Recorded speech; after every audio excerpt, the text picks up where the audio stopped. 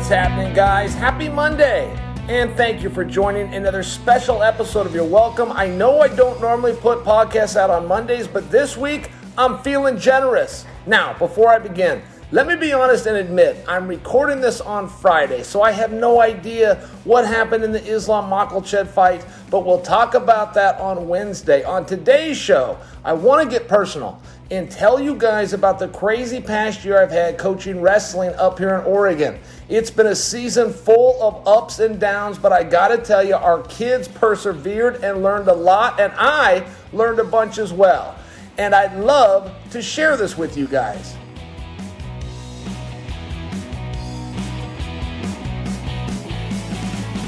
All right, guys, wrestling season in Oregon is over, and I will tell you, it was the longest season I've ever been part of. Oh, and guess what? It was the shortest season that ever existed.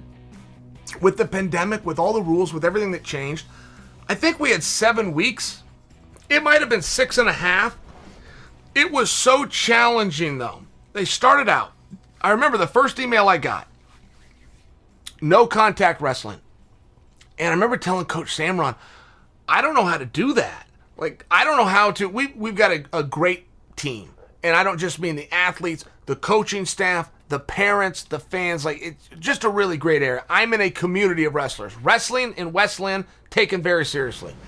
So, I don't know how to do no contact wrestling. I've been at this my whole life since I was 9 years old. I've never done that.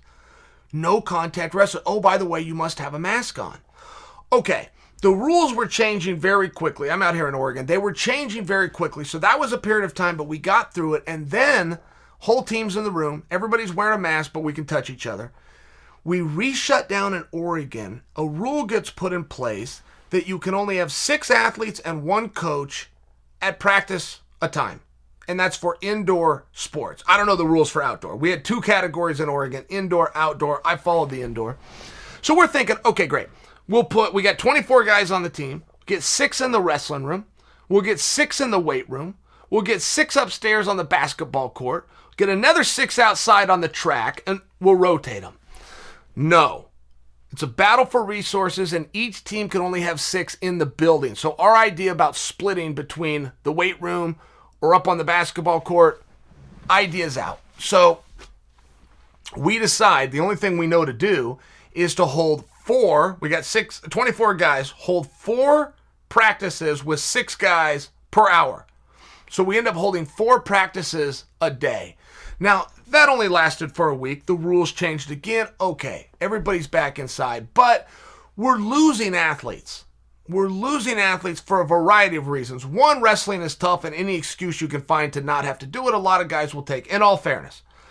The other side of the coin is all of the different opinions on the safety measures that are in place, so you're going to lose a couple of people for that too. So there was just some push and some pull, and our team starts to get whittled down.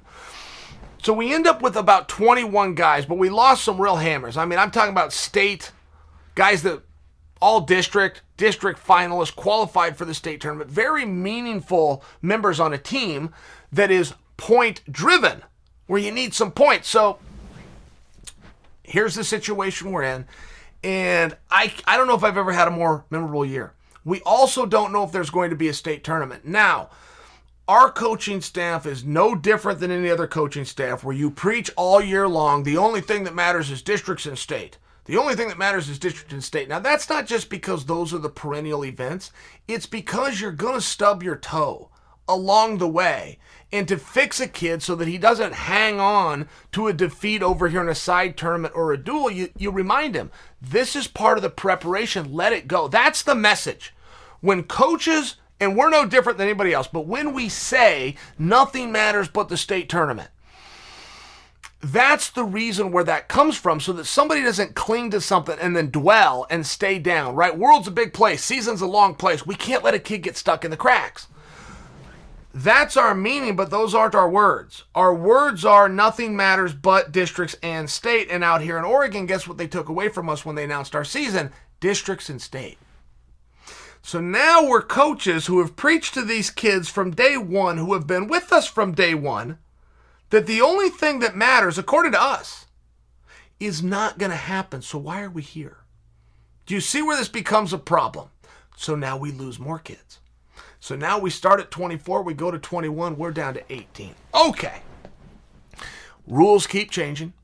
State decides they are going to hold a district tournament. OWA steps in over the OSAA and rules we're going to have a state championship too. The OWA is going to respect the results of the district, which is held by the OSAA, but we're going to hold this damn thing. Great, everything's back on board. We got 18 guys, let's rock and roll. We had things that happened over this season. We have 2 guys that went on to the professional ranks. Ricky and Kale both signed with Oregon State. They're going to represent the Beavers.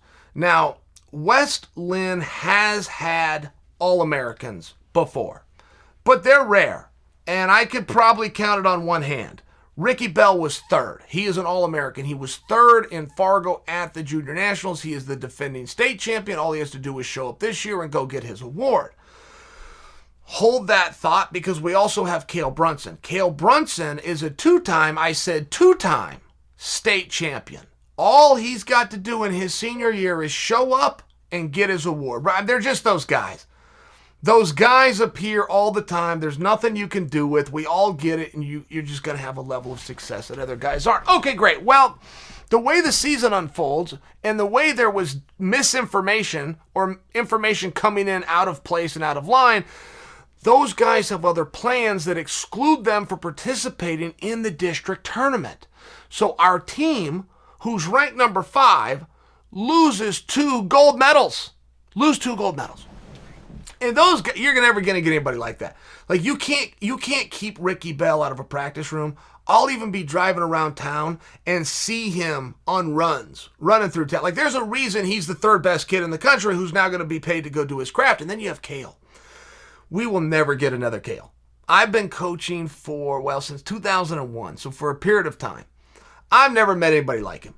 And I'm not telling you that I'll never get another 3-time state champion. I'll never get a guy that's undefeated. I'll never get a guy, that gets more college scholarships. We'll see all of those things in West Lynn. Cale's a unique personality, right? I mean, Cale's one of those guys that just lifts up the room. And Cale's got something inside of him, unlike any other human being, where Cale doesn't know how to lie, so he never does. So you always get the truth from Cale. I mean, I'm only sharing with you, and I'm not going deep in wrestling stories. That's a blow. To not have Cale Brunson in the room, it's going to feel different. It's going to feel different moving forward. And I got to accept it. I say I a lot. I'm speaking for all of the coaches. We're never going to get another Cale Brunson. It's just one of those things. All right. So we got 2 hammers, 2 champions, 3 titles between the 2 of them. Professional wrestling. I mean, these are good guys. All-American. These are good guys. They're gone. So when I tell you that we're the number 5 team, you give us those 2 studs, which are art. We're the number 3 team. And I realize there's some people that aren't going to brag about being number 3, but West Lynn is a perennial power in the state of Oregon. People in Oregon know West Lynn takes wrestling serious. It always has, but we've never won the championship. We're never not in the top 10, but we've never won the championship. So to get that close, to get to 3rd, it is something that I'm bragging about. For sure. Would have been a great achievement, not to mention how few bodies we have. We got 18 guys. Other teams are entering 24 guys. We got 18. We're still going to go out there and grab a trophy. It's one of these things. We got this kid on our team named Levi. And I don't know if there's anyone in the room that works as hard as Levi. And I don't know if there's anybody that wants to be a great wrestler more than Levi. And Levi just has challenges. There's just things that are against him. Like getting through a practice a year ago, he always did. This guy's tough as an old leather boot, but it was hard. He had to work harder than other people just to survive. It was just one of those things, and he wants to have muscles. I'm going back a year ago. He's got the muscles now. I'm going back a year ago, but he wanted to have them. So I would watch this guy. I would watch him doing his push-ups and his sit-ups. I'd watch him trying to get over that pull-up bar at one point. This would embarrass him, but I didn't say it at the time. But he couldn't do a pull-up. I mean, now he'll go crank him out. It's no problem, but he worked for that. He's a tough guy that never quit. Levi would go home at night after practice, and he would lay in bed, and to fall asleep, he would go watch wrestling videos on YouTube, technique videos. And then he would come in the next day and he would ask the coach, hey, I was watching this video and this guy was coming here and am I seeing this right? How do I do it? He was just very curious. And whenever I think about Levi, I always think about Nate. Because every compliment I give Levi, I've got to also give Nate. It's hard to go into a practice room, whether it's the club room or the high school room, and not see Nate. And Nate's just got this great attitude. And Nate's one of these guys who deserves to win. Like, there's certain things that coaches will tell you over time. If you do this and you do this and you do this, you're going to win matches. Nate does all of those things. Nate deserves to win a bunch of matches, and he's winning more matches now than he did the year before, and he won more the year before than he did the previous. It's going along quickly, but he's greedy. Nate wants it right now. You always have to tell Nate, don't get down on yourself. This is a process. All the stuff you think's only happening to you, that you're the only one disappointed with the results of a wrestling match, like everybody's feeling it. This sport is about who can hang in there longer than their opponent. So Nate's doing everything right, but it's a process. One day, these 3 kids walk in the room. And I didn't know who these guys were. I'd never seen these knuckleheads in my life. And they were out playing lacrosse, so they joined the season late. They're freshmen. It's the first year they can wrestle. They decide they're going to. They finish up their lacrosse. They all walk in together. Gus, Austin, and Rink. Hudson is his name.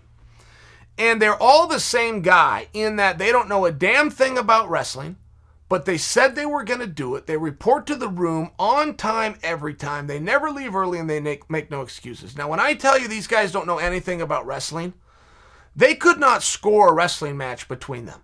If I was to, hey, Gus, how much is a takedown worth? Hey, by the way, Hudson, what's the most you can get on near fall? Hey, Austin, tell me what a reversal's worth. Show me what a Granby is. Any one of you.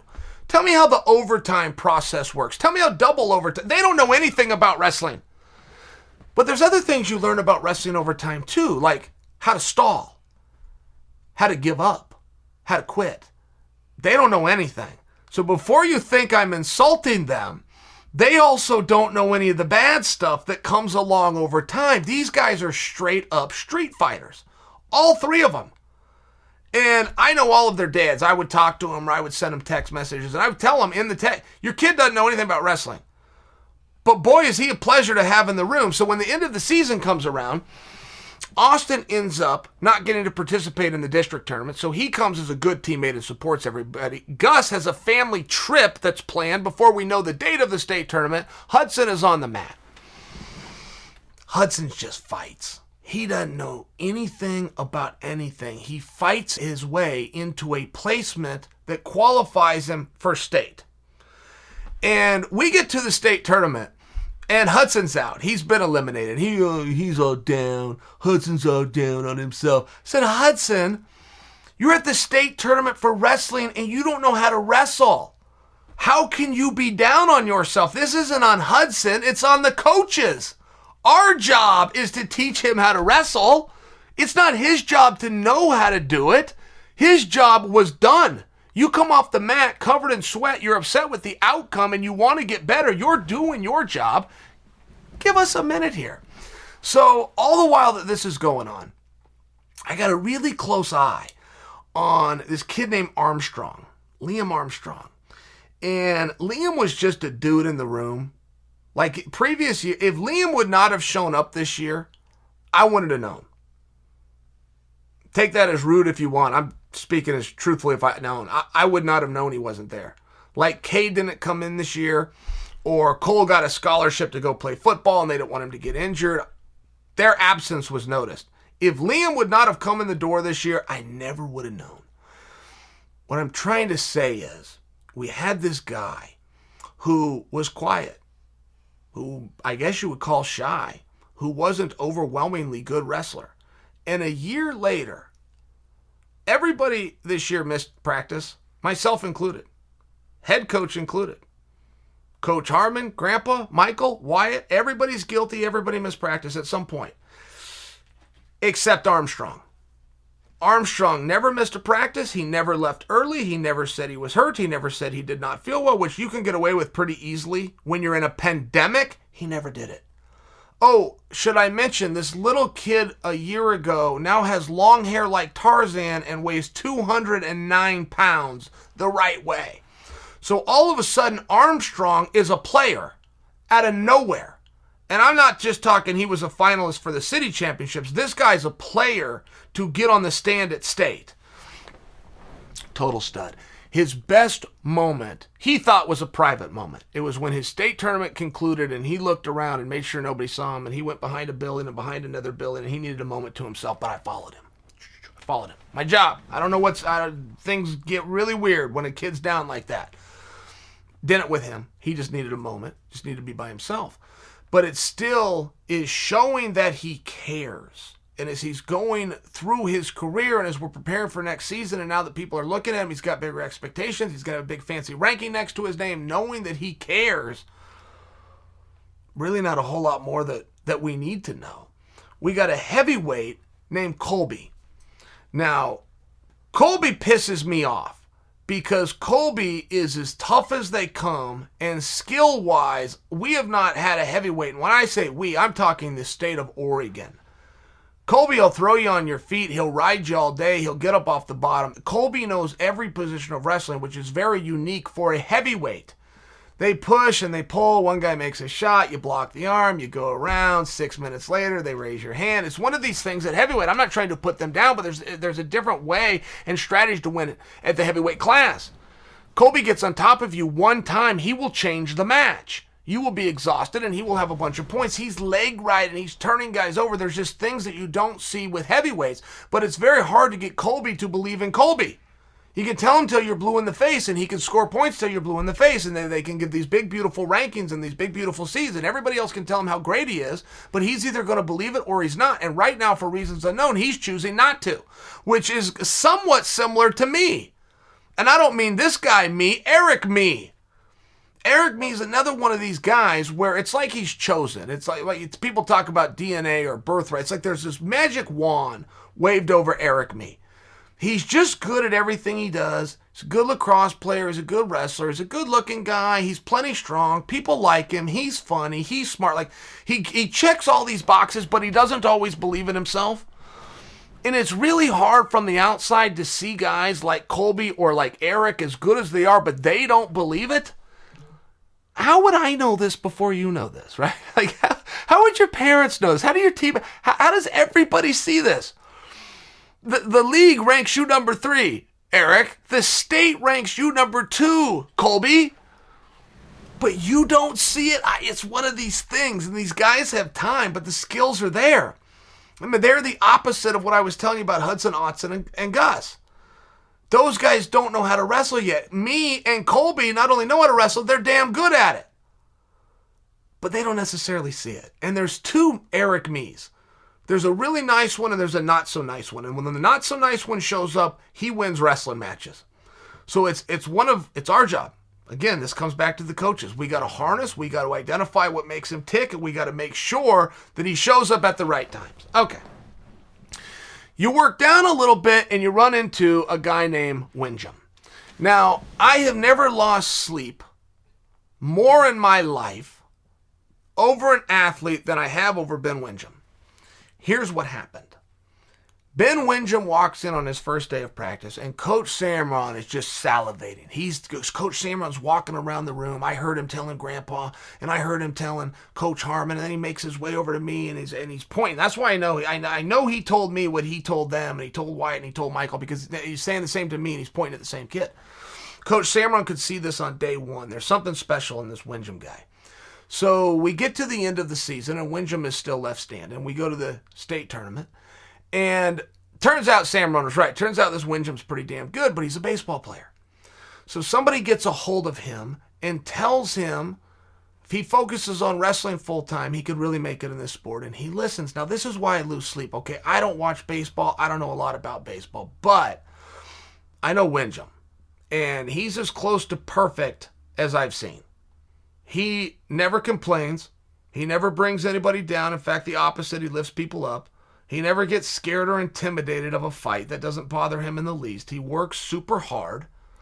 And it would just seem to me, when you have a work ethic and an IQ of Ben Windjam, this guy's going to the majors.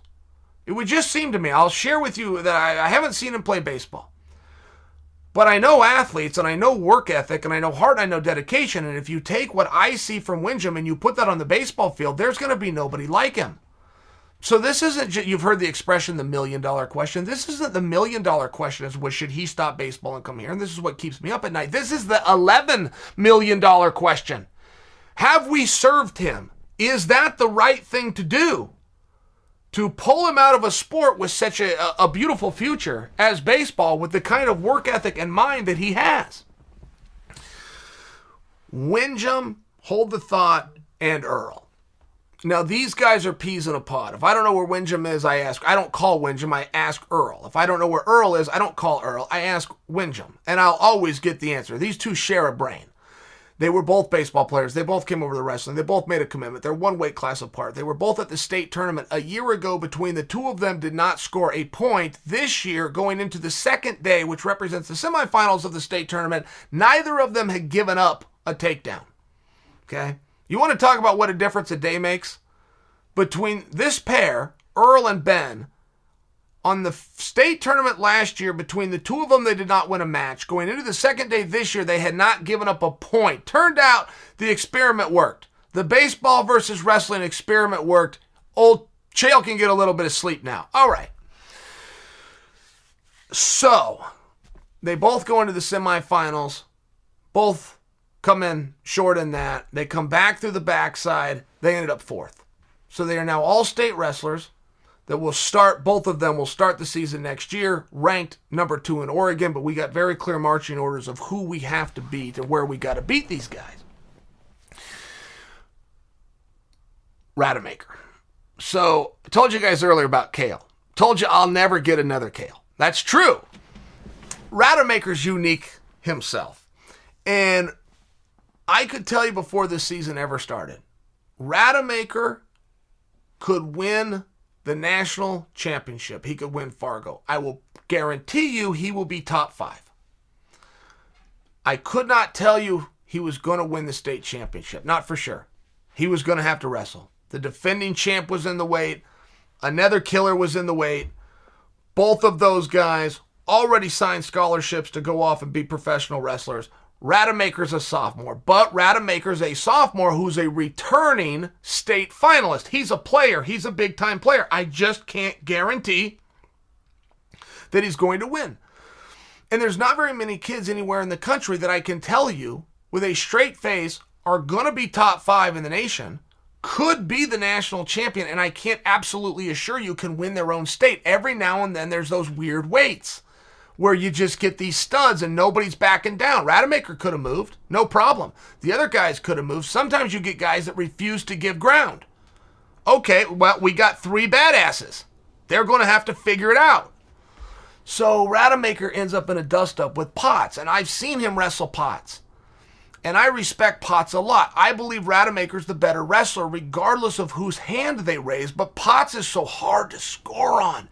This Potts could make a technique video on defense. Second generation guy. His dad was a badass. And Potts just knows how to control a wrestling match. It's one of these things. So Rademacher knows offense and aggression. Potts knows strategy, and these guys are going to collide. 1 point separates them every single time. Potts goes into the finals. Rademacher's in the wrestle back. Rademacher doesn't want to be there. And he's only a sophomore, but the moment Kale and Ricky left, Rademacher became the boss. Rademacher is now captain of the team, period. Nobody questioned it. There was no vote. There was no vote needed. Well, Rademacher says goes. It's one of these spots. That's a lot to put on a sophomore, but it's on him either way, which means, though he doesn't want to be on the backside at a state championship, particularly when a month later he's got an opportunity to win the Nationals, he has to. He has to. He's now representing a team. He does it. He takes care of business. He wins the consolation side. Gets third place. He's not happy about it at all, but I must tell you, rest of us are very proud of him, right? I mean, he did what he needed to go out and do out there. So, the day before any of this goes down, Coach Salmon and I are at the state championships for the women. They separated them. They put the girls down in Cottage Grove. And I have to give so much credit, and I really hope that whoever did this sees this and knows, at least for one person, tremendous gratitude. They did such a good job with this tournament. They had no help. The OSAA stepped aside. They had no money. They pulled this together, and they made it special. They made it absolutely special for these young ladies. And if I was to tell you about Destiny Rodriguez, you would question my credibility. I swear to goodness, if I told you the truth about Destiny, you would wonder if I was fibbing. If I was to tell you an athlete went through the state tournament and pinned everybody, you would be impressed. And you'd probably be able to match my story and go, well, you know, I know a guy that did that. In 1998, I remember a guy that pinned his way through. Okay, fair enough. If I told you I have an athlete who pinned their way through the state tournament twice, you're going to have a pretty hard time matching me. If I told you I have an athlete who pinned their way through the state tournament twice and never once saw the third round, I've now beat you. You're not going to be able to tell me that you've seen anything like that. If I tell you that I have an athlete who won the state tournament twice, pinned their way through it, never saw the third round, and was never scored on, I got you lock, stock, and barrel. If I tell you I have an athlete who won the state tournament, never got scored on, never saw the third round, pinned everybody, did it twice, and is an underclassman with 2 years of eligibility left, that's where you decide I'm a liar. I fully understand. You can believe that story or not. It's true. Meanwhile, back at the farm, got this guy named Charlie. And Charlie knows how to wrestle. The day I meet Charlie is the day I met a guy who wrestled for a really long time. Okay, Charlie Spinning. Came up through the club program. Have you ever touched Charlie? You know kids like that, where maybe you shake their hand, maybe you slap them on the back or the shoulder, but it's the same as if you touch a piece of metal. Charlie's one of those guys. Charlie is just hard as a rock, and he's got to give up a little bit of size. Just a little bit of size in there, that we have some rules with the weights and how long and what you can cut down to, and body fat percentage is part of that. And Charlie doesn't have any of that. He looks like he's carved out of stone. So Charlie's going to have a couple of challenges because he's going to have to give up a few pounds. Turns out old Charlie wrestles pretty well at giving up some few pounds. So, I mean, the things that Charlie did and the asses that Charlie kicked. Oh, and by the way, the hardest match that Charlie's going to have happens to be with his teammate, Goff. EJ Goff and Charlie are in the same weight. Charlie's JV. Goff's a defending state place winner, one of the top kids in the country being looked at by colleges. So they end up wrestling for the city championship. Call it league, district championship. They end up wrestling in the finals. These guys are teammates. So anytime Charlie needs a good workout, he can turn to Big Brother right here, and if Big Brother needs a workout, he's got the next best thing standing right next to him. It's one of those really great spots where iron starts to sharpen iron. And Charlie comes through state, and I must tell you, as honorable as Charlie's 5th place finish at the state tournament was, and as impressive as that was to many people, and myself included, I was impressed. I wasn't surprised. Like, there was no surprise. We were starting to see, towards the end of the season, took Charlie a little bit to get used to how good he was, to get used to high school. Guys are a little stronger. Get over this couple pound weight deficit. Get over this I'm a freshman and they're a senior and everything in between. Took him a little time to get through that, but once he did, it wasn't a surprise. And Charlie was just one of those guys who was going to fight all day long. That was it. That will take you so far. That might sound easy when I say that. You get a guy that's going to, it's 6-minute match and he fights for all 6 minutes. It's rare. And it's going to win you a lot of matches. It did for him. And speaking of his teammate Goff, Charlie ended up 5th, but Goff was in the finals. And to get to the finals, Goff within the semifinals produced the single greatest match in the state tournament. He had a Westview kid, and I know the kid. Worthington. That's not right. I'm close. I know the kid. Takes on Westview. And this is a mess, and it's back and forth, and it's all over the place. And the score ends up 6-5. For Goff, there was a point in the match where the referee, I believed, waved off 2 points. Goff's 2 points. And then there was like a reversal, and he gives the other kid 2 points, which will cost us the match. But you can't give a reversal if you waved off the takedown. If there was no takedown, there can't be a reversal. Now, this is going to start a fight. But Westview either didn't see what I saw or I saw it wrong. It was never waved off. The referee did this for sure, but this doesn't have to mean waving off the points. I guess it could mean something else that I've never been taught in my 37 years in the sport. But if this gets argued, and if what I think I saw happened, Westview's going to win this match. They never contested it. Now, we're going to have a good fight right back because you cannot have a reversal if there wasn't a takedown in the first place. So this is going to turn into a fight, for sure. But it ends up never happening. I only share that story with you because it was for sure the best match of the state tournament. And the only thing that Goff did different at this tournament than any other, and Goff always wrestles very well, but there was a meaningful difference, which was he was not giving up anything. He was greedy and he was smart. If he was under attack and he had to get out of bounds without falling down and giving up his 2 points, he would do it. He was smart. He wasn't letting nobody up. We won a match in the quarterfinals against Newburgh at home with the head coach Russo in the corner, who's pretty good at influencing people. Goff gave up nothing. He rode a kid out for 2 minutes. Got on, kid chose bottom, Goff kept him down for 2 minutes, just gave up nothing, right? Good way to win a wrestling match, go out and score a whole bunch of points. Another good way to win a wrestling match is don't give up any points. And that's very much what EJ was doing. And I got to tell you, we got Logan in here too.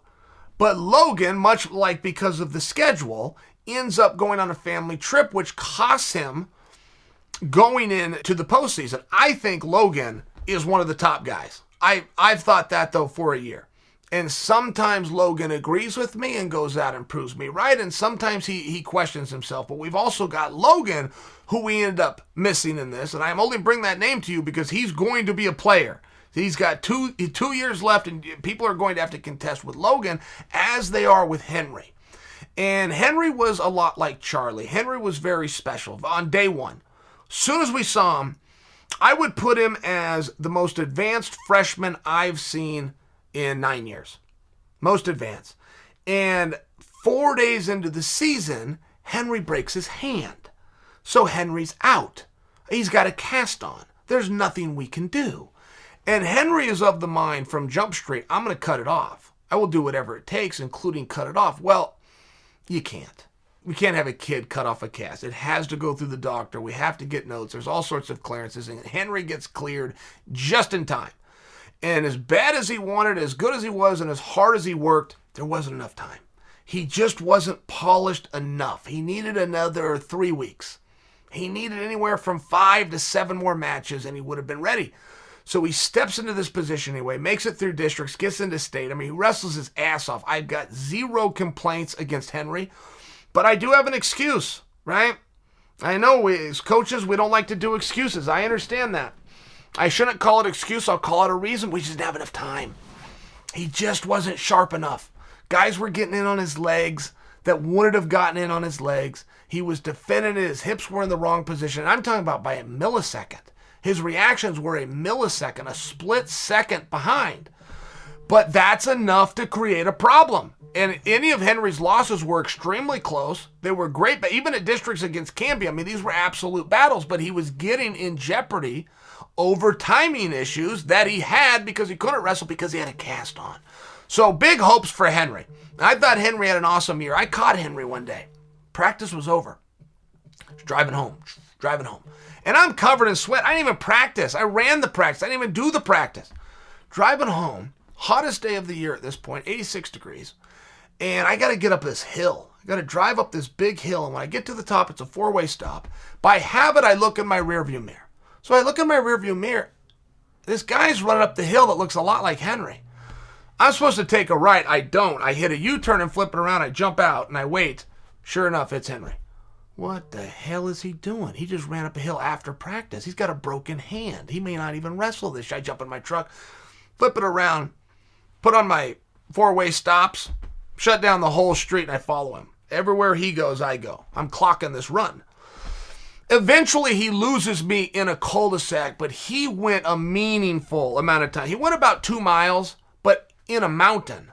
So he's got to go up and plateau and dip and go back up. It was just a miserable and grueling run that he did privately to get better. It's a lot on that. Learn a lot about Henry Dillingham that day. I will tell you, of all the guys in the room, Martin really stands out. Martin just has a different level of athleticism. He's wiry, right? You hear about kids that are flexible, but then you hear about kids that are wiry.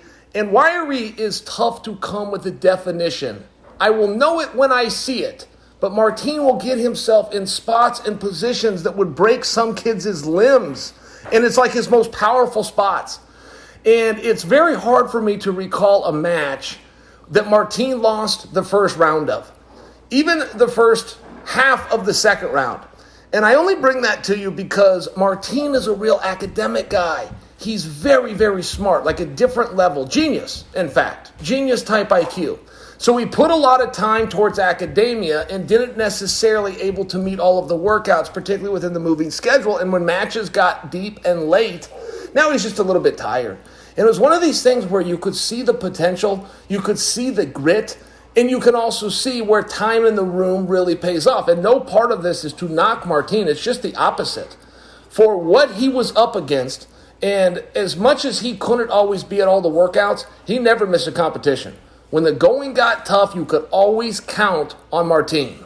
And so much of my great experience has to do with the coaching staff, right? First off, I'm underneath my coach, Doug Samron. And I could sit here and tell you he's a great coach because he was my coach and I got a loyalty, but that's not what this is. He's in the Hall of Fame. He's not only one of the top coaches I've ever been around, he's not only one of the top coaches in the state, he's one of the top coaches in the country, and that's official. That's what the Hall of Fame means. We also worked with Grandpa, and to be Coach of the Year, you have to be a head coach for them to recognize and give that distinction. It's an award. It's voted on. But if they did an Assistant Coach of the Year, it would go to Grandpa. Grandpa is one of these guys. He doesn't see anything that you did wrong. If you lost a match 16-1, you're going to come off the mat and he's going to tell you what a great escape you got. He only sees the positive in kids. He has compassion. He understands things on a human level. Then, of course, we're working with Todd Harmon, great wrestler himself, second-generation guy. He's got 3 boys. All of them went on to the pro ranks. All of his sons, champions, and were paid to wrestle. I get a fit in there, right? My alma mater, so I've got skin in the game. And then we got Michael and Wyatt, who aren't afraid to get their hands dirty. Literally, come in the room, who needs a partner, and start going. The hardest part of the season for the guys was the week of the championship. The state championships come in, and one thing that Coach Samron always tells the assistant coaches, prepare these guys for the next level. For guys that are going to go on NCAA dreams, NAIA dreams, junior college dreams, world Olympic championships, prepare them for that. And it was no different than fight week. And I'm in charge of the room. My level of participation is I run practice each day. Okay, we're not going to do a whole lot, right? On fight week, you don't do very much. You travel to the event, you do some weight management, you get your heart rate up a couple of times, you relax and you recover. And I will tell you, as I was explaining to the team why practice was so short, why we were playing more games than we were doing live wrestling, I was explaining to them like a video game. When you play a video game as a kid and you've got that power meter that goes down when the character is in battle, but when the battle ends, the power meter goes back up. That's real. That happens. And your body's got to recover and your mind has to recover whether you know it or not. It was a hard sell. The team bought in terms of they did what I asked. They did not think I was right. So we got 3 days of rest, and now we're 2 days before the championship. We're going to run some sprints. Practice is done, 45-minute practice. You're going to run 3 sprints, and you're out of there. 3 sprints would constitute the lightest conditioning workout this team's ever experienced, but we do these sprints after 3 days of rest. Earl is running with a power, a finesse, and a speed that I've never seen. Armstrong is running faster and harder than I've ever seen him run. So on and so forth, but this was evidence that it was working. It was evidence that these guys, whether they knew it or not, were tired. I only bring that to you because, right, the team's got to buy in. And this was a huge part of our process, a huge part, and the only part of our peaking in this absolute mess of a season was the final week. We know where we are. We know who's going to state. We know who's advanced. Now we've got to make sure that they're sharp. It was an incredible year, and it was an incredible experience. And the way that everybody worked together, And I'm giving our guys shine. I'm giving our guys credit because I see them on a regular basis. There was plenty of teams that did just as good of a job. I mean, the championship ends up being won by Newburgh, who not only won the championship, they set a state record in two regards. One, for the most points ever scored, but two, this might be what they should be more proud of, the gap between them, the winners, and second. That gap, that spread was an all-time record, and their points were an all-time record. Oregon gets a lot of credit, though, overall. I mean, the state of Oregon and the way everybody came together, the way everybody agreed that we're going to flow however this flows. We know it's 3 2-minute rounds. We know the weight classes. We know reds, one guy's red, one guy's green, and whatever the referee says is final. The rules of wrestling. Been the rules of wrestling from the beginning of time. The community and the state recognized it. We got our meet in. We got our championship in. OSAA, OWA. I don't even know why that topic's coming up. We, the community, decide. We, the community, have figured it out. All right, guys, that's it for today's special show. Send me a message on Instagram, comment on my YouTube channel, or leave a review on Apple Podcasts and let me know what you thought of it. I'd love to hear from you, and I promise you'll hear from me again on Wednesday's show with all the latest on MMA. Until then, I'm Chael Sonnen, and you are welcome.